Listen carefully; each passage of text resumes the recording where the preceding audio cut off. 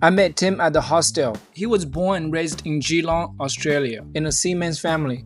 Back in the 90s, he spent 3 years building a 12-meter long catamaran called Tokyo Express, mostly by himself. He even made a YouTube series documenting the whole journey. He's also published books about boat building. What really inspired me was his spirit, always building, learning, and exploring. Talking to him made me more certain about what I'm doing. We all only live once, and if we can do what we love and be with the people we love, that's a great way to live. So I hope you enjoy our conversations. Okay, you got a YouTube channel already? Yeah, already. Nice, Yeah. nice. That's just on boat building, small boats. I see. Yeah. Okay, I want to ask you a few questions if you don't mind. Yeah, it's okay. Maybe I get some tips from you on how to... Yeah. I'm not the first audience. Yeah. So before I come to Africa, I was struggling a lot. I was questioning the meaning of life. I want to hear your perspective, because in China we have different values, and I lived in US before. Yeah, you've seen something else. Yeah, I've seen something else. I know there's so many different possibilities in life. Yeah. You can really do things that you're truly passionate and still make a living from it. But lots of people don't believe it, and they think you should get a secure job, get married at a certain age, and start a family. Then you become successful. But what do you think? Yeah, it's not my route. I've done a little bit the alternative route. Yeah, I've not worked more than I've worked. I worked just enough to get money to live, and then I quit the job and. Right. I travel or I do other things. The longest break I had, I got married in Germany. Oh, okay. And I was there 4 years, and I built a house, built it myself. And I had a good job. But yeah, I wanted to build a boat and sail around the world. So yeah, our marriage came to an end, and I flew back to Australia, and I lived in the bush in a caravan. I built a big shed. Wow. And for 3 years, every day I was just building, and wow. I built a 12-meter catamaran. Catamaran? Yeah, it's with 2 hulls. Oh, okay. And a bridge deck and 2 hulls. All by yourself? All by myself, wow. Yeah. I had some help from family, and sometimes people would drop in and give me a hand. But wow. basically it was my job, yeah. Amazing. And I launched that, and then I lived on that for 5 years. Okay. And I didn't have a job for 10 years in this period, and I put... At what age? I was 40 when I did that. Wow. Yeah. What your family think about it? Oh, they loved it. They're supportive. Yeah. The property where I built it belonged to my parents. That was in Queensland, not too, Sunshine Coast. Yeah, and they'd bought it to retire on. So it was just 15 hectares of bush, and so I cut down the trees and made this big shed, and did everything on the cheap because I didn't have a lot of money, and I had a dream to build this boat, and I ended up building it quite cheap. I think it cost me 70,000 Aussie dollars at the time for the materials. And I made everything myself, even the steering wheel. I machined it from plywood and painted. I used the mechanism from my bicycle. I took it apart and used the crank and to make the steering, part of the steering. And yeah, it was good. So. Do you still have it? No, I sold that in 2002. You sold it? Yeah. Someone bought it. Someone bought it. Yeah, it's still floating. The boat's been in the water now 27 years, 28 years. Wow. And it's a funny story because I sold it to a German guy, and he really pushed the price down to buy it. And then he wanted all these other things. And finally, I said, look, I don't want to know anymore. It's your boat. You do what you want. And so I never heard anything about my boat for 15 years. I didn't know where it was. Didn't know anything. Okay. And then I went back to Australia for the first time in a long time with my new girlfriend from Spain. And I lived back because I built the boat in Queensland, but I grew up near Melbourne in the south, in Geelong. And for the first time in 25 years, I went back and we lived in Geelong for 1 year. And I had a friend who raced yachts, and I used to go with him every Wednesday evening racing on his boat. So we'd meet at the marina before we went, and I was having a beer at the marina and looking out at the boats, and there's my catamaran. And this guy had sold it to another guy that lived in my old hometown, and he brought it down. So yeah, I reconnected with the boat and checked it all out, and It looked like when I built it, it was really, really good condition. So he had it for 2 years, 3 years, and then he sold it, and there's another guy got it, and it's back up in Queensland where I built it. You have a picture of that boat? Yeah, sure. Can I see? Since what age you started having this kind of passion for building things? Yeah, since I was very little. young, yeah.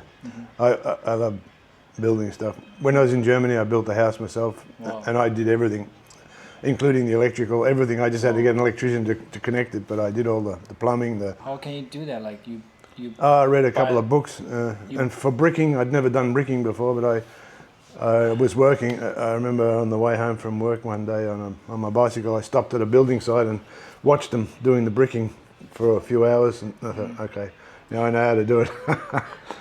It was. I'll find my YouTube channel if I can find it. I definitely need to follow. How many videos you posted so far? And the last video I posted was like 6 years ago. I haven't done anything for a long time, but I put up. It ended up.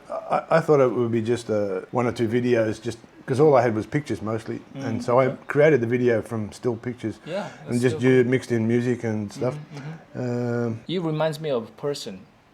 He's American. His name is Michael Singer. I don't know if you've probably never heard of him. No, Michael Singer. Yeah, he's an author of The Untethered Soul. He basically did something like you. He built a house in the woods by himself. This is nice. Wow. There's a finally it ended up 13 videos. It's a 1.5 hour documentary, sort of step by step how I built the boat and about living on it in the water when I was cruising. And when I was building the Cat, I built a lot of small boats, and you have music and everything. Yeah, and the small boats, I made them just from my head. I just drew on a bit of paper and bent the plywood into shape and created these little boats, and a couple of them were really good. So I recreated them in 3D on CAD using Rhino, and I made 2D plans and templates, and I sell them. And now there's about 400 of these small boats have been built around the world.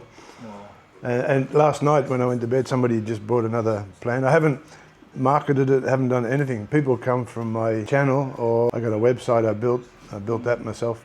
Wow. I try to do everything myself. So I taught myself to follow him. Yeah. Tim Weston, that's your name? Yeah. What's your name? I'm Carl Xiao, by the way. Carl. Carl. Xiao. Xiao is my last name, Xiao. Yeah. Nice to meet you, Carl. I'm Chinese, and I'm inspired for what you did. It was a dream. So you from what I heard, you didn't really have a struggle. Like you didn't like feel confused what you want to do with your life. You always know, and you. Sometimes it's confusing. Sometimes you have decisions to make. Sometimes I regret things that I've not followed. Okay.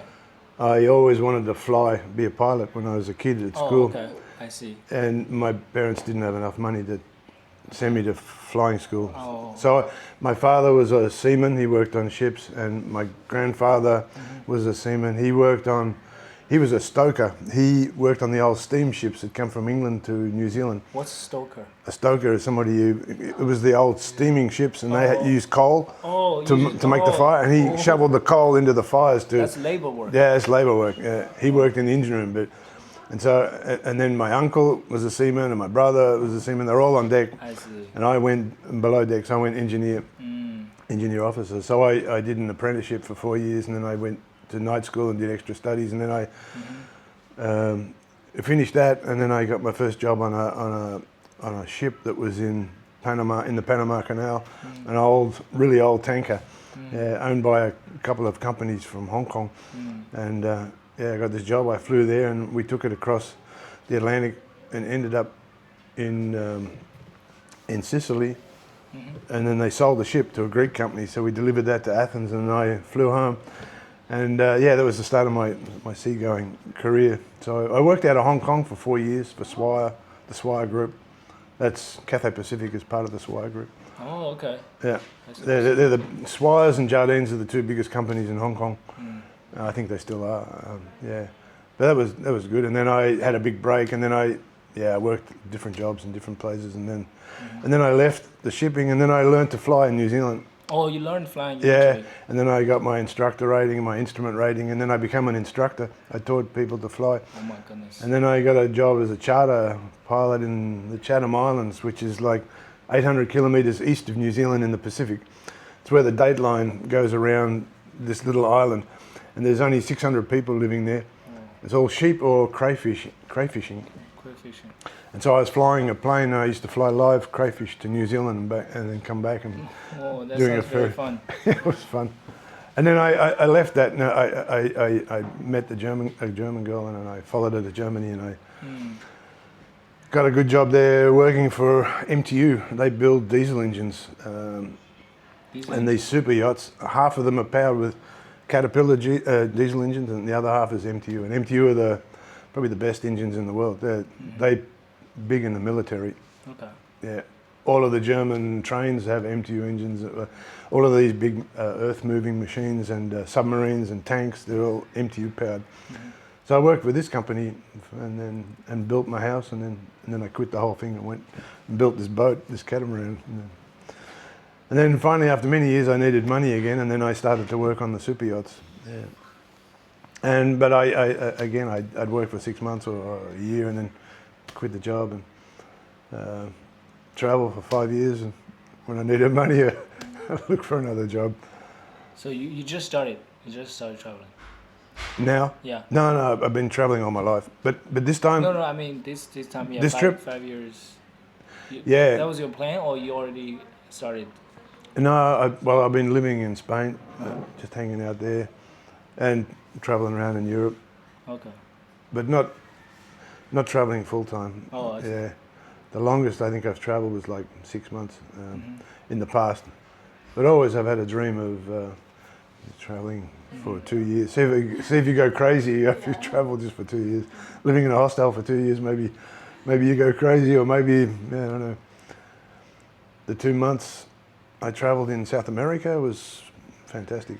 I stayed in hostels the whole time, and normally after some time in a hostel, you want to have a hotel room, so you have your own space. It's a break.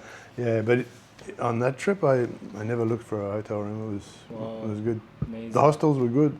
The people you meet, and so You went to every countries in South America? No, I just did Chile and Argentina. Oh, just Chile and Argentina. Yeah. Nice. But so it's safe. Yep. Yeah. Yeah, I think Chile's the safest country in South America. Okay. Yeah, and Argentina was also good. Was pretty safe. Yeah, I haven't looked much around the Middle East, so Okay. yeah, and I've never been to Egypt before, so this is a first. And only Hong Kong in China. Yeah, I travelled into China just for 1 month when they opened to the world back in '82 or '83 or '84 or something. Oh, that's a long time ago. Yeah, a long time ago. I travelled with the train from Hong Kong up to, where did I go? I ended up in Guilin. Guilin, yeah. Yeah, with all these limestone mountains and stuff. Yeah, it was cool. And I was just travelling alone. Man, that was hard. Like, nobody spoke English. Right. There was no tourist industry. There was nothing. Yeah, back Fuck, then. it was really hard. And probably not as safe. No, People, I didn't have any problems, but No? yeah, but like to find a place to stay, it was really weird. And then I don't even know how I did it.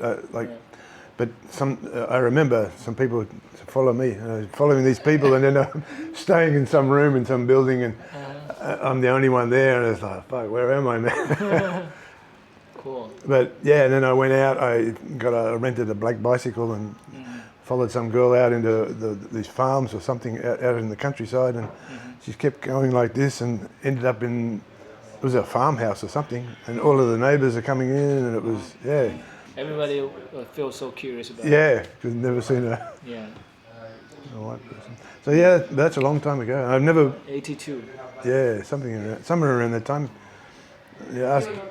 Yeah, I'm not even born. Yeah. So what's your impression? It's just very undeveloped. And Back then it was, yeah. I mean, now it's all. you should travel again there, see the difference. Yeah, I don't know. Not so interested? In China. Yeah. I don't like the the rules and regulations and really? the security and the surveillance and all that sort of stuff. Oh, okay. I don't know. Maybe Really? it's stuff you hear about. No, you know, you live there. Yeah, we were very comfortable with the cameras. Yeah, already, no problem getting Yeah, around. they don't. I don't think it really. I don't know. Maybe we have different. I don't know. We're just fine with those cameras. We feel safe actually. Yeah. Yeah. Every corner there's cameras. So you live in Hunan. China? Yeah. Hunan. Hunan. Yeah. Oh yeah. Yeah, that was the name of my second ship. Was the Hunan. Oh really? Yeah, it was built in Japan, but wait. for a Hong Kong company for Swires, the Hunan. Hunan. Really? Yeah, it was the name of the ship. And it was named after that province. Hunan. Wow, Yeah. really? That's a Hunan. coincidence. Okay, interesting. Yeah. So, if you can talk to your younger self, what would you say? And maybe at my age, 20. I'm 29, turning 30. Yeah. What would you tell him? Follow your dreams. Follow your dreams. You're born and raised to be a part of a system. We're like cattle. The people. Yeah. Finally, most people are just a hamster in a wheel. Yeah. Going to school doesn't educate you. It just programs you to be a part of the system. Yes. You're not educated. You're not taught anything about independence or to think for yourself or to question things. Right. You're taught to follow rules and follow the system and I've always rejected that. I've always gone against that. Yeah. Me too. Yeah. So you're on the right track. Okay. Yeah. You're doing a good thing. It's difficult, like doing your own thing. It seems it's easier to get a job with a big company or something where you get lots of money, and it seems when you try to do things on your own, it's hard. Yeah. But you can do it, and the rewards are there. You have your own freedom. You're not working for a boss. You don't have to answer.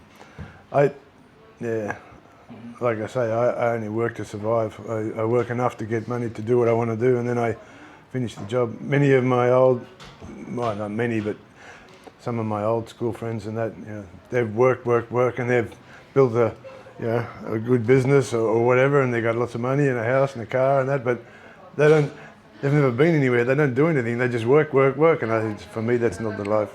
I want to experience as much as I can, and travel is a great way to do that. So you figured this out like since you were very young, or you learned it later? And not like I was really looking for something. I just the way I was. In Australia, it's a diverse cultural and environment more impressive, like open, so you can really do what you want. Yeah, but I don't know. I mean, all my brothers, they're living at home. They don't travel around too much. Yeah, one does, but the other two, they've never hardly been out of Australia, and they just work and do their thing. So I'm a little bit, maybe not the black sheep, but a little bit the exception in the family, I guess. And yeah, creating things is pretty cool. I love creating, whether it's a physical, like a boat or a house, or on the computer. Now I haven't had a place to build. I'm a little frustrated about that, but I design boats on the computer. I built my own website. I'm coding robots. I'm trying to. Now I'm pretty excited with AI, with ChatGPT and all the other. Yeah. I'm using that every day, all day, to help me build things that I would have trouble doing otherwise. So I'm learning a lot, and now doing a lot more with that. But sitting at home on the computer all day is also, it's creative, but it's not the same as being out in the world and doing things. You want a good balance. A good balance, yeah. But I think get out of the system, man. Just you got to think outside the box, not how you've been programmed. And you have to keep asking questions. Since the COVID and the pandemic and all of that stuff, I never trusted the system before anyway, and authority and the medical industry, the pharmaceutical industry.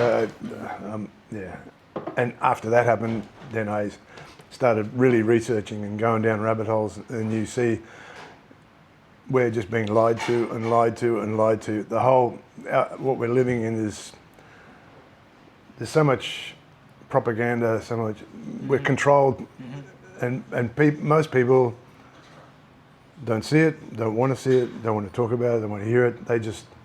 They believe what they've been taught, what they've been brought up to. But yeah, we're being lied to at a phenomenal level about our history, about what's going on, about what we can do, what we can't do.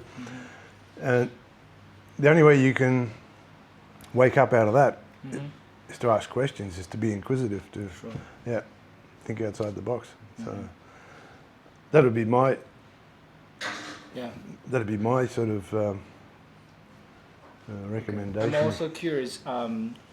What do you think about young people nowadays compared to like young people like back when then? I was when I was young? Yeah. I think it's different. Different? I think it's different. Like the kids are more, like they're more programmed. They're more programmed. Yeah. Yeah. And probably a lot of that comes through social media, phones, devices. And probably now with AI, I think AI has so much positive. There's so many things you can do with AI. Right. But if you're just starting off and you're learning, I mean, it's very easy to just do your homework with AI and you don't learn anything. Yeah, you don't do it. So it's a double-edged sword, Right. and I think that could make people even dumber. Yeah. So, yeah. Are you optimistic about the future? Yeah. Yeah, no. Yeah. Yeah, no. I mean, the way things were the last few years and after the pandemic, and when you saw how easy it was for a small few to control the many and how the many just followed like sheep, then I started to lose faith. I thought, wow, like nobody's going to stand up against where we're being taken. And I see China as a, that's almost like a, with surveillance and the way everyone's controlled there, the way I see it from outside, that's where they're trying to take the rest of the world also. The idea of CBDCs, central bank digital currencies and stuff, not crypto, but digital currencies that are controlled by the government. It's just more and more and more control over what you can and can't do, and your point score system and social credits and all this stuff. If you're a good boy, you can do this. If you're a bad boy, you can't go out, or all this sort of crap. That is leading to a bad place, a very dark place. And I have hope now that we're not going to go down that road. We're going to break out of that. But I think a lot of people are starting to wake up to what's going on. And but it's hard for the common people to rise up against the system to change things. But when it gets bad enough, it'll happen. But I don't know. I think it's people are too comfortable nowadays. Yeah, so if people are comfortable, they don't do anything. And most people don't want to talk about it. They don't want to hear it. I stopped talking to half my family because after COVID, because I could see what was going on. Yeah, from outside. From outside.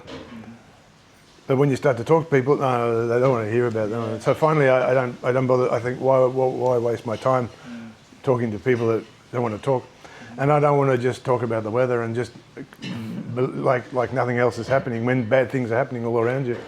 So yeah. So that's a change, and I think even with living with my girlfriend, and she didn't want to know about it. Most people don't want to talk about it. So it's difficult to find. That's another reason to travel, is to try to bump into like-minded people. And Yes. because in the past when I travel, always you meet cool people, and synchronicity. Coincidences happen every day, and you just bump into somebody that tells you about to go here, then you bump into someone else, and I love that about travel. When you're at home, it stops. It doesn't happen. Same. Everybody's the same. Yeah. Yeah. I was thinking this was a really magical room. I think they should start a podcast every day. People from all over the world share their stories. That would be a great content. Yeah. So they can promote their hospital. Everybody would come here. Yeah. Yeah, I learned so much. The last little trip I did was before COVID, where I was just backpacking and staying in a hostel, and I was in Sofia in Bulgaria. Bulgaria. Yeah, that was a really cool hostel. It was really, really chilled. It was really laid back, and it was like €10 a night. And you got a breakfast and a dinner, and a beer with your dinner, and really party scene. A lot of people from different parts of the world, and they're doing pub crawls at night, or just go out on the street and drink. But I had such good conversations with people I met there, and you can sit down like we're doing now and talk about the problems of the world, or how you're going to solve them. That's good. Cool. All right. Better take a photo of you guys. Yes. Take a photo back. Of course. Please. Cool. Yeah. Yeah, nice to meet you. Two curious Chinese. Two curious Chinese. Yep. Yeah. Yeah, I've been taking videos. I've got a video running on this thing now. And I've been taking video clips on the trip. Awesome. And I want to stitch it all together and try to just put it up there as a bit of a... Yeah, just document. Yeah, when you start to travel again, maybe it's not the same as what you imagined it, but it's never disappointed. Nothing's changed. You go out, I feel like the same like when I was 20 and traveling. So it's... Amazing. I think maybe when your body doesn't work anymore, then you don't travel anymore. But up until that time, I think you can travel and stay in hostels and until you die. Do you do any kind of routines to keep yourself fit? Not really. Not really? I might do a few push-ups after I've had a shower, or I walk a lot. Walking is the best. I walk a lot, But otherwise, I don't do any exercises or anything really. Right, too much. and you're happy. That's the most important thing. Yeah. Yeah. Your mental health is good. Yeah. I think I'm reasonably positive. I try to be positive. Awesome. Positive, but I like to be happy. I don't like to be around unhappy people. Do you read books a lot? Not too much books, but I read a lot. Yeah. Online, online content. I mean, I get everything online. I read a lot. Yeah. I'm always reading to learn, whether it's how to build a boat, or how to do this, or how to do that. Now a lot of tech stuff, how to code stuff, or how to create stuff in it. Right. And that's why I love GPT. Like, I love AI. You can ask anything and get answers. Anything for free. And it's not like, I mean, in the past, like when I built my website 6 years ago, you just Google it, like to all your questions. And when I was trying to learn to code, I'd do the same. But you get stuck because you have a problem that you can't write in one line. You have to describe it, and you need someone. Yeah, you don't even know how to, and then you need someone to interpret what you're saying. You need a mentor or a teacher. Exactly. And with coding, I always wish, because you just you can't find an answer to what you're trying to do. And if you just had somebody there that knew how to code, and just say, hey man, this is what I'm trying to do, and how do I do this? And they come over and just say this, this, and this. And that's what the AI does. It's incredible. It understands what your problem is, and it can explain to you how to do it. Yes. And you can go backwards and forwards with it until you find the answer. Right. It's amazing. That's what I've been doing with my script, and I try to have I see it like more like a mentor and a coach. I just share everything with him, and they will just. I mean, the DeepSeek. I use DeepSeek. Yep. They will just give me some questions to further clarify and then help me to think. Yeah, and then I develop my thoughts. Yeah. It's just a great tool. Yeah, and it's not just tech stuff, like you say. It's psychological stuff. Dream interpretation. Yeah. You can go into anything. It's incredible. Yeah.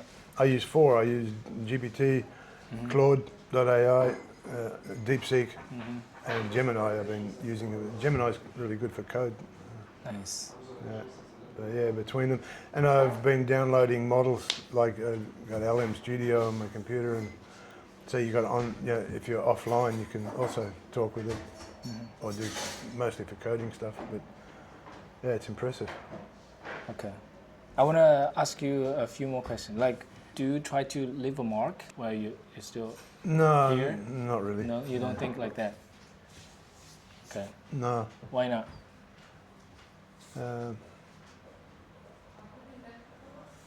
If you, I like the idea that the people you meet, if you can, if you can change their life, not change their life, but if you can open them or Inspire them. inspire, that's probably the word. Yeah. If you can inspire others, and it's for the better, then that's a good thing. Yeah. Having built this boat, it's quite impressive that you can create something, whether it's physical or even in the digital realm, that continues To serve others. Yeah, and even after you're gone, it's still there. That's useful or something. Yeah. And what brought me back to thinking that was just looking around here in Egypt. These things that were built 4,500 years ago, Yeah. and they're still there. Right. Like it's incredible. They still charge tickets to get in. Charging tickets on it, make money on it. Yeah. Amazing. Okay. Cool. What are you going to do today? I planned to write more, just figure out my next video's script, but I feel kind of stressed because I feel like there's so much to think about and I couldn't focus. I think I should just make most of my time here, meeting you, talking to you, just take my time, just enjoy my time here. I'm going to Kenya tomorrow. Oh yeah.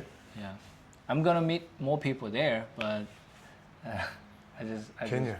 Yeah, Kenya. I'm a runner, Oh yeah. so I want to visit the very famous town in near Nairobi. Like I think 3 hours bus.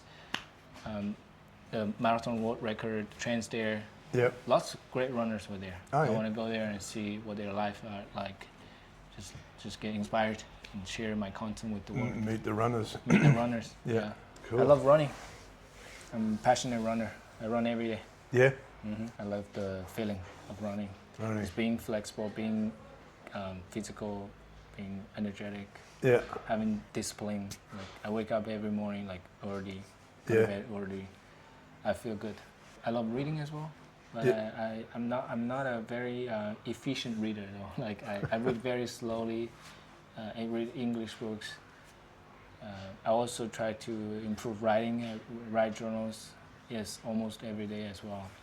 Yeah. But the progress is slow. But now I use DeepSeek to help me organize my writing, my thoughts. Yeah.